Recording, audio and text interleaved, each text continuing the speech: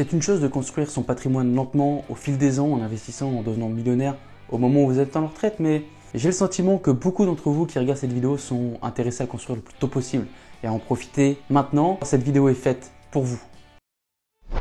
Si je suis honnête avec vous, mes parents n'ont jamais été riches. En y repensant, ils n'étaient même pas considérés comme appartenant à la classe moyenne. Et moi et mes petits frères, on a grandi dans une ville du nord de la France, dans un quartier zone d'éducation prioritaire, dans de grandes tours. Et sans l'éducation de mes parents, stricte mais juste, je ne pense pas que je serais là où j'en suis en tant qu'homme, bien sûr, mais aussi sur le plan de l'argent, sur les choses que je possède, les opportunités que j'ai maintenant. Et je dis tout cela pour vous amener sur le point que si j'ai pu accomplir ces choses, si j'ai pu accomplir et que je vais continuer d'accomplir, chaque personne qui regarde cette vidéo peut faire exactement la même chose. Mais ce que je vais faire, c'est que je vais vous donner des outils et le plan pour construire cette richesse que je souhaite à tout le monde. Il y a 3 étapes critiques pour créer de la richesse. La première étape, c'est la partie la plus importante, ça va être de gagner de l'argent. Je reçois beaucoup de messages, très souvent similaires, où vous me dites des choses comme « je veux commencer à investir, mais à la fin du mois, j'ai plus que 100 €, ou peu importe, j'ai peut-être tout simplement plus d'argent à la fin du mois pour commencer à investir, qu'est-ce que je dois faire ?» Maintenant, essentiellement, il y a 2 écoles de pensée.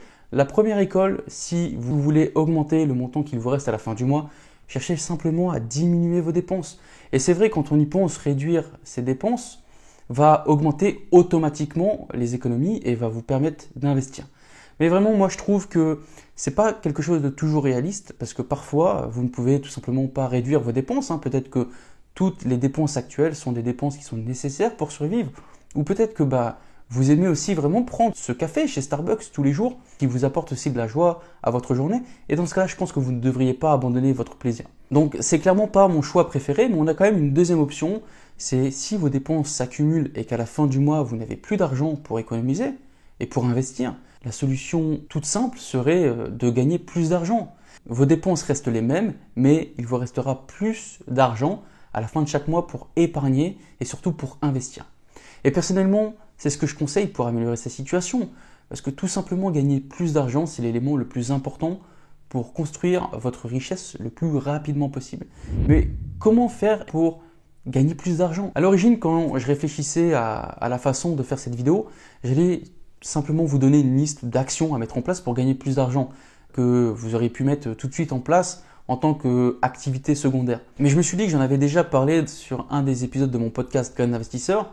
Et du coup, j'ai pensé que ça serait beaucoup plus utile, beaucoup plus judicieux si je vous racontais à la place mon parcours personnel de ce que j'ai fait pour en arriver là où je suis en ce moment et comment vous aussi, vous pouvez appliquer exactement les mêmes principes dans votre vie pour gagner plus d'argent, même si vous partez de zéro comme moi. Personnellement, il existe 3 étapes sur comment gagner de l'argent. On peut retrouver l'idée de ça sous la forme d'une pyramide, on va l'appeler la pyramide infernale. On retrouve nos 3 niveaux sur cette pyramide. Le premier étage, celui qui est aussi le plus bas, c'est de travailler pour quelqu'un d'autre. Et c'est là que la majorité des gens sont actuellement bloqués. On travaille pour quelqu'un. Cependant, je sens que vous voulez monter, vous voulez aller au minimum au 2e étage. Et bien sûr, ça va devenir un peu plus difficile, mais votre revenu va aussi augmenter en conséquence. Si vous regardez cette vidéo, c'est que vous vous dites « je vais être riche maintenant ». Et le but, ça va être de gravir cette pyramide aussi vite que possible. Et je vais te montrer comment j'ai fait avec mon parcours personnel. Tout a commencé en 2014. Après avoir obtenu mon précieux diplôme, et à ce temps-là, j'étais employé en tant que job étudiant chez McDo. Et je suis un peu embourbé dans ce job, tout simplement parce que je ne savais pas comment faire pour vivre sans ces 600 € de salaire. En gardant ce boulot le soir, j'ai quand même essayé divers jobs, mais voilà, il y avait rien qu'à aller. J'ai même testé un poste de commercial itinérant en téléphonie et c'est clairement la pire expérience professionnelle que j'ai connue. Donc je suis resté avec un salaire à 600-700 € pendant vraiment pas mal de temps. Et à cette période, je commence aussi à m'intéresser à la liberté financière. Mais voilà, je savais qu'il y avait quelque chose que je devais changer. Et cela m'amène en fait à mon premier point majeur. Une façon de gagner plus d'argent, c'est simplement de trouver un emploi mieux rémunéré. Si vous travaillez dans un endroit qui ne vous paye pas assez pour vivre ou qui ne vous paye pas assez pour vous donner la possibilité d'investir, alors vous n'avez pas vraiment le choix, vous allez devoir trouver un emploi mieux rémunéré. Ok, vous pourrez techniquement obtenir une petite augmentation de votre poste actuel et essayer d'obtenir une augmentation de 3%. Mais demandez-vous réellement, est-ce que 3, 5, 7%, peu importe, est-ce que cette augmentation sera suffisante pour changer radicalement votre vie? Et je vais répondre à la question tout de suite pour vous, hein. Non. Statistiquement, vous avez plus de chances d'augmenter votre salaire en changeant de boulot plutôt que de négocier une augmentation. Et donc, c'est exactement ce que j'ai fait. J'ai quitté ma très chère entreprise McDonald's en 2015. Je me suis engagé à l'armée. Et me voici dans mon deuxième emploi qui était une amélioration par rapport au salaire du McDo. Je pars tout seul comme un grand dans le sud de la France. Je suis tout seul, je connais personne. J'ai pas de famille, je me débrouille. Certes, le salaire de militaire ne fait pas rêver, mais pourtant il y a quand même d'énormes avantages. J'étais logé, nourri, blanchi. Concrètement, mon salaire c'était mon argent de poche. En plus de ça, les missions que vous faites sur le territoire français, autant à l'étranger, déjà sont mieux rémunérées, mais sont surtout pas taxées. Donc c'était vraiment jackpot. Mais je ne me suis pas uniquement engagé dans l'armée par rapport au salaire. C'était aussi quelque chose que je voulais vivre. C'était une expérience que je souhaitais vivre depuis tout petit. Et donc, c'était l'occasion. En parallèle de mon métier de militaire, je me suis aussi lancé dans le trading. Je pensais que j'allais devenir riche parce que pourquoi pas moi? Après tout, ça semblait si facile sur Internet, si sûr. J'ai commencé à trader les devises, etc., les pips, etc., etc. Bref, j'achetais, je vendais. Et ça s'est terminé misérablement en 2-3 mois à peu près, lorsque, si je me rappelle bien, j'ai perdu presque 3000 euros. Donc ok, là je me suis dit, le trading, next, c'est pas pour moi. Je commence à m'intéresser plus sérieusement à l'immobilier et j'apprends très vite et je me dis, ok, je vais investir.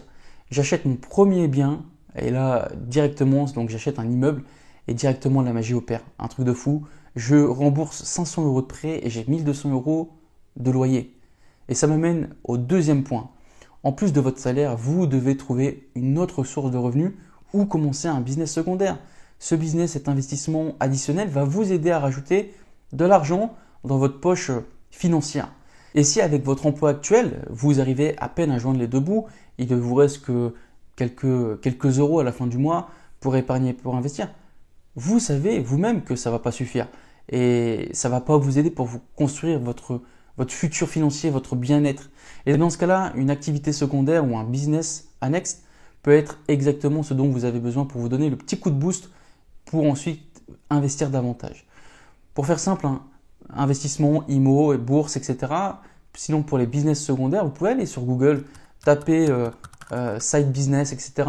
Vous allez, j'en suis persuadé, vous allez avoir une tonne d'idées. Ok, maintenant, je sais que certains d'entre vous vont dire « Ok Anthony, mais moi, j'ai aucune compétence, je connais rien, je peux rien utiliser pour faire de l'argent. Comment je fais pour monter une activité secondaire, etc. Je suis nul. » Deux choses.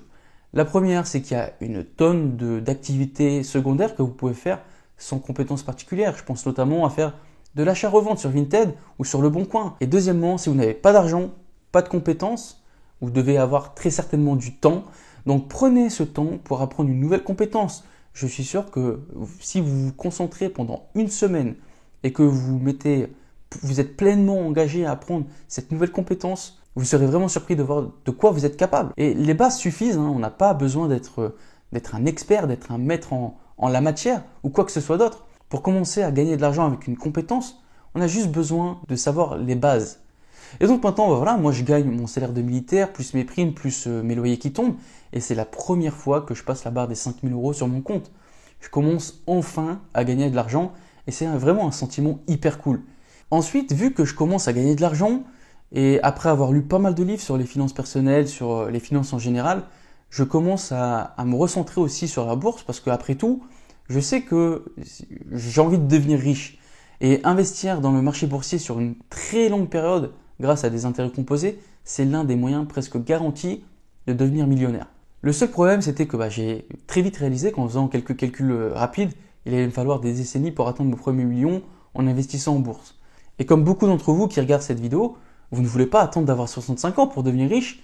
Maintenant, bien sûr, j'ai quand même investi en bourse parce que c'est toujours un élément essentiel de la construction d'un patrimoine et je vais en parler un petit peu après. Mais moi, je veux discuter avec vous de la façon qui a amené mes revenus à un niveau supérieur. Moi, je crois fermement que la meilleure façon de gagner plus d'argent consiste à vous forcer à sortir de votre zone de confort. Bien sûr, j'aurais pu rester au McDo avec mes 700 euros par mois, ou aller peut-être qu'un petit coup de folie, je serais passé sur un CDI et j'aurais commencé à gagner 1000 euros par mois. Bien sûr que j'aurais pu le faire. Mais je ne l'ai pas fait parce que je savais que je devais porter mon revenu à un niveau supérieur. Et pour cela, j'allais devoir sortir de ma zone de confort. Donc, je n'ai pas réfléchi sur le moment. C'était pour moi un bon moyen d'augmenter rapidement mes revenus. Si j'avais pas pris ce risque, j'aurais jamais démarré mes investissements, j'aurais jamais acheté cet immeuble, j'aurais jamais démarré mon podcast Graines d'investisseur parce que j'aurais pas eu les connaissances nécessaires pour savoir comment créer de l'argent avec l'immobilier par exemple. Et si je n'avais pas commencé mon podcast, j'aurais certainement pas démarré une chaîne YouTube sur les finances personnelles. Donc si jamais vous voulez augmenter vos revenus, vous devrez faire des sacrifices. Et il n'y a pas moyen de contourner tout ça. Vous devrez faire des choses avec lesquelles vous serez mal à l'aise. Et encore aujourd'hui, moi avec cette chaîne, je suis pas très à l'aise devant la caméra. Je continue d'apprendre tous les jours. Mais si vous ne franchissez jamais cette étape pour commencer, vous allez jamais réellement avancer. Et comme je l'ai mentionné un peu plus tôt, l'investissement c'est toujours un élément essentiel de la constitution d'un patrimoine. Même lorsque vous arrivez à un point où vous gagnez un salaire à 6 chiffres par exemple, vous voulez être en mesure de continuer à faire fructifier cet argent. Parce que la contrepartie de votre salaire, c'est que pour que votre salaire continue à tomber sur votre compte, vous devez consacrer des heures de votre temps. Alors ouais, il y a certains métiers ou certaines activités secondaires qui sont plus passives que d'autres, je vous l'accorde. Mais pour garder la machine où il est et en marche, vous devez être prêt à échanger du temps. Et c'est pourquoi investir, c'est aussi quelque chose d'hyper important parce que lorsque vous investissez votre argent en bourse, dans l'immobilier, dans la crypto, peu importe, lorsque vous investissez votre argent il travaille pour vous 24 heures sur 24, 365 jours par an. Et la meilleure partie, c'est que l'argent ne tombe pas malade. L'argent, il ne part pas en vacances. L'argent ne va pas se plaindre que vous le surmenez, que vous le traitez comme un esclave. Il est là pour vous. Donc si vous mettez votre argent au travail, il va travailler pour vous. Mais voilà, c'est à vous de le mettre au travail. Comment mettre son argent au travail? Premier point, investissez dans l'immobilier. Je ne vous parle pas de résidence principale, mais plutôt de biens locatifs. L'immobilier, c'est certainement l'un des meilleurs moyens de se créer un patrimoine de manière exponentielle à partir de zéro parce qu'il vous permet de tirer parti de votre argent, voire de n'investir aucun fonds propre dans l'opération, ce que vous ne pouvez pas faire d'ailleurs avec les investissements sur le marché boursier. Et c'est un très bon moyen de gagner un revenu passif à partir des paiements de loyer. Deuxième point, si vous n'avez pas de PEA, je vous recommande fortement d'aller ouvrir un compte PEA pour prendre date. Il va vous permettre d'investir sur divers supports d'investissement avec des avantages fiscaux non négligeables. Donc personnellement, moi j'aime bien investir sur des fonds indiciels et sur des ETF à faible coût, tout simplement parce que ça me permet essentiellement d'obtenir une large exposition diversifiée sur un marché boursier sans avoir à faire un travail immense. Et à la fin, l'objectif va être d'investir autant d'argent que possible en bourse grâce à vos revenus immobiliers. Si vous pouvez continuer à vivre en dessous de vos moyens et à investir tous vos revenus supplémentaires, même lorsque vous gagnez beaucoup plus, si vous pouvez simplement investir tout votre revenu supplémentaire, en faisant ça, en fait, votre richesse va croître de manière exponentielle plus vite que la moyenne. La dernière partie dont je veux vous parler, c'est l'apprentissage. Maintenant, l'une des raisons pour laquelle j'ai pu augmenter mes revenus aussi rapidement, c'est que j'essaye littéralement d'apprendre quelque chose de nouveau chaque jour. En particulier, j'apprends à être un meilleur investisseur immobilier, un meilleur investisseur en bourse et je travaille constamment pour améliorer ma personne. L'apprentissage est différent pour tout le monde. Ok, il y a certaines personnes qui vont préférer lire un livre, d'autres qui vont préférer écouter un podcast avant de se lancer, alors que d'autres vont préférer être accompagnés à 100% pour franchir cette étape. Le souci à l'heure d'aujourd'hui, c'est que énormément de personnes restent bloquées. Elles ne passent pas à l'action, elles sont paralysées par l'analyse. Et cette paralysie, elle peut s'appliquer à chaque chose que vous faites dans la vie. Si vous attendez d'être un expert dans tel ou tel domaine, vous ne ferez jamais cette chose. À la place, vous allez passer l'année à apprendre tout ce qu'il y a à savoir et ensuite vous allez développer cette paralysie et au final, vous n'allez strictement rien faire. Donc oui, l'apprentissage est quelque chose d'important, mais personnellement, je préfère que vous appreniez les bases d'un sujet, que vous voulez commencer et puis vous le démarrez et au fur et à mesure, vous allez développer des compétences sur le terrain. Construire un patrimoine, c'est pas être un expert en finance, d'accord? C'est plutôt votre volonté à persévérer, à garder le cap à travers les tempêtes et à constamment chercher à améliorer vos compétences. Voilà, c'est tout pour aujourd'hui. Si vous n'avez pas déjà liké cette vidéo, n'hésitez pas à soutenir. Vous pouvez aussi vous abonner, j'apprécierai énormément. Si vous ne me suivez pas déjà sur Instagram, vous pouvez me rejoindre avec grand plaisir. Dans tous les cas, n'oubliez pas 1% chaque jour et je vous dis à très bientôt. Ciao, ciao!